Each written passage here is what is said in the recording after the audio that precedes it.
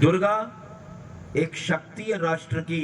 यदि आप सब लोग मिलकर चलेंगे, एक हो जाएंगे, एक दूसरे की पीड़ा और दुख को समझेंगे और एक विचार रखेंगे, संगच्छदम संवददम संभवनांसि जानता, एक विचार रखेंगे और एक गति रखेंगे तो निश्चित इस राष्ट्र के ऊपर कोई आपत्ति नहीं आएगी।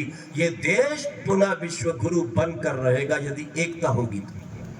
विचार कर लो इस बात पर। लेकिन वो कह रहा 5 लाख दो तो आप ये उत्सव मनाओ। अत्याचार चालू है, लेकिन भारत में कितने आंदोलन निकले, आर्य समाज, आर्य सभाएं, आर्य जो भी है, क्या उनके विरोध में हमने एक आंदोलन निकाला? अभी अजमेर में ही कार्यक्रम होने जा रहा है, क्यों ना वहां पर इस तरह की एक यात्रा निकले, विरोध किया जाए, आतंकवाद मुर्दाबाद, सनातन धर्म जिंदाबाद। जब आप बोलेंगे नहीं तो आपके विधर्मी, आपके विरोधी, आपके शत्रु, आपकी गले काटने वाले वो लोग कहेंगे इनको तो कुछ फर्क ही नहीं पड़ता। लेकिन वो विश्व में एक भी व्यक्ति कोई मरता है गलत या ठीक, उसके लिए झंडा उठा लेते, खड़े हो जाते हैं।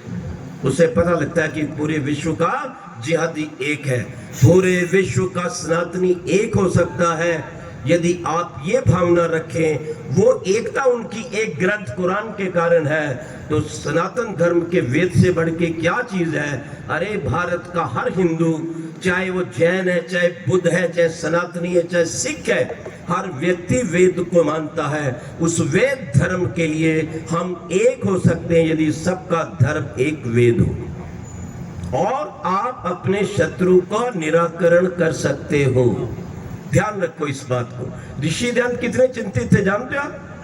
जनगणना अधिकारी ब्रिटिश टाइम का, उसका नाम मुझे अभी याद नहीं है, वो क्या लिखता है, ये बाबा बहुत चिंतित है कि देश में मुसलमान ईसाई क्यों बढ़ रहे हैं, क्योंकि देव ध्यान को चिंता थी कि अगर ये 2 कौमें बढ़ गई तो भारत की प्रभु सत्ता खतरे में आएगी, और आ गई, क्योंकि देव ध्यान की बात हमने नहीं सुनी।